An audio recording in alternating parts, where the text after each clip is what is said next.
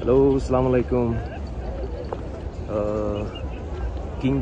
King Fahad gate দিয়ে ঢুকছি মসজিদুল নববীর ভিতরে, অর্থাৎ মদিনা শরীফের ভিতর দিয়ে আমি শুরু করছি আরেকটা ভিডিও।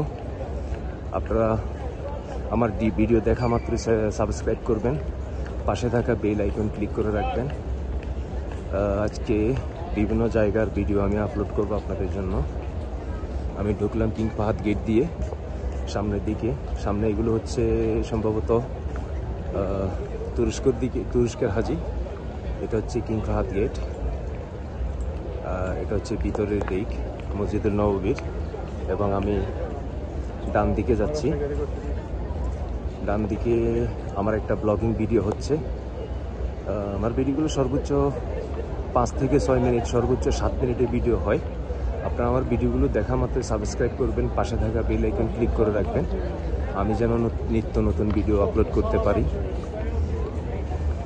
এই যে সবাই নামাজ পড়তে আসতেছেন এবং যার যেমন নামাজ পড়ার জন্য জায়গা নিয়ে নিচ্ছেন।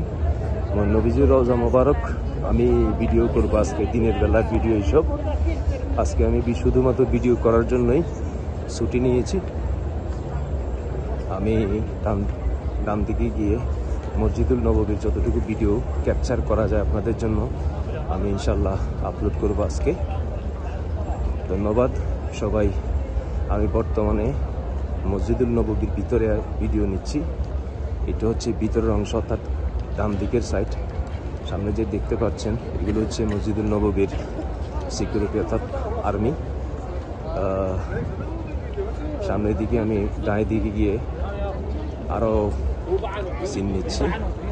আমাদের নবী করিম সাল্লাল্লাহু আলাইহি সাল্লাম এইসব জায়গাতে সাহাবায়ে কেরামদেরকে নিয়ে কত হাঁটা চলা করেছেন।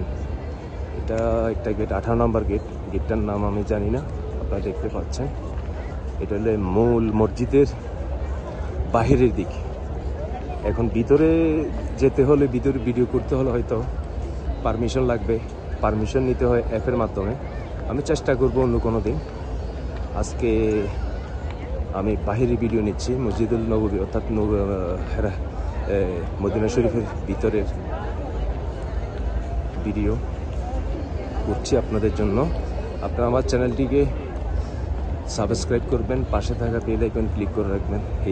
এইগুলো হচ্ছে মহিলাদের নামাজ পড়ার স্থান, পুরুষদের স্থান হচ্ছে একটু বাহিরে। আর পরিষ্কার পরিচ্ছন্ন মদিনা শরীফে 24 ঘন্টায় চলে। এই যে পরিষ্কার পরিচ্ছন্ন করার পরিচ্ছন্ন কর্মীরা যাচ্ছে গাড়ি নিয়ে। এই গাড়িগুলো হচ্ছে মূলত ব্যাটারি, বিদ্যুৎ চার্জকৃত ব্যাটারি সিস্টেম গাড়ি। আমি আরও ভিতর দিকে যাব ইনশাল্লাহ। নবীজির রওজা মোবারক। তো এখানে নবীজি সাল্লাল্লাহু আলাইহি সাল্লাম এই জায়গাগুলোতে কত না হেঁটেছেন। এই জায়গাগুলোতে সেই জামানায় সাহাবায়ে কেরামদের ঘরবাড়ি ছিল বা মদিনা সিটি ছিল। এটাকে বলা হতো নবীজির আমলে। এই মদিনার রাষ্ট্রীয় নাম ছিল জাজিরাতুল আরব। বর্তমানে আমাদের জামানায় হচ্ছে সৌদি আরবিয়া, এই ধরনের নাম আর কি। তো জাজিরাতুল আরব অথবা জাজিরাতুল আরবের যে মূল হিস্টোরি আমি অন্য কোনো ভিডিওতে তুলে ধরবো ইনশাল্লাহ, যতটুকু হয়। আমি এখন এটা নিয়ে পড়াশোনা করছি। জাজিরাতুল আরব নামকরণ কিভাবে করা হয়েছিল, রাসূল কিভাবে এসেছেন মদিনাতে, এগুলো অন্য কোনো ভিডিওর মাধ্যমে আমি তুলে ধরার চেষ্টা করব।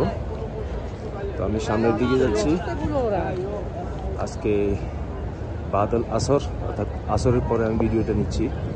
সামনের দিকে আরও ভিডিও ইনশাল্লাহ ক্যাপচার করার চেষ্টা করব। এই হচ্ছে মহিলাদের নামাজের পড়ার স্থান। মূলত হাজি সাহেবগণ, বিভিন্ন মুসল্লা ইকরাম নামাজ পড়তে আসছেন। সামনে যে খালি জায়গাটা দেখছেন, এটা সম্ভবত পুরুষদের নামাজ পড়ার জায়গা। হ্যাঁ, এটাই হতে পারে। আর যে পানি খাওয়ার যে এগুলোতে জমজমের পানি থাকে।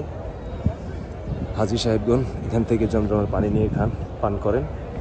আর আমি 326 নাম্বার গেট দিয়ে ভিতরে ফটো তোলার চেষ্টা করছি। সামনে গিয়ে নবীজির রওজা মোবারক স্পেশাল ভিডিও করব। আমার ভিডিও দেখা মাত্র সাবস্ক্রাইব করবেন, পাশে থাকা বেল আইকন ক্লিক করে রাখবেন। ধন্যবাদ সবাইকে। আমি আরেকটি ভিডিও নেব ইনশাল্লাহ।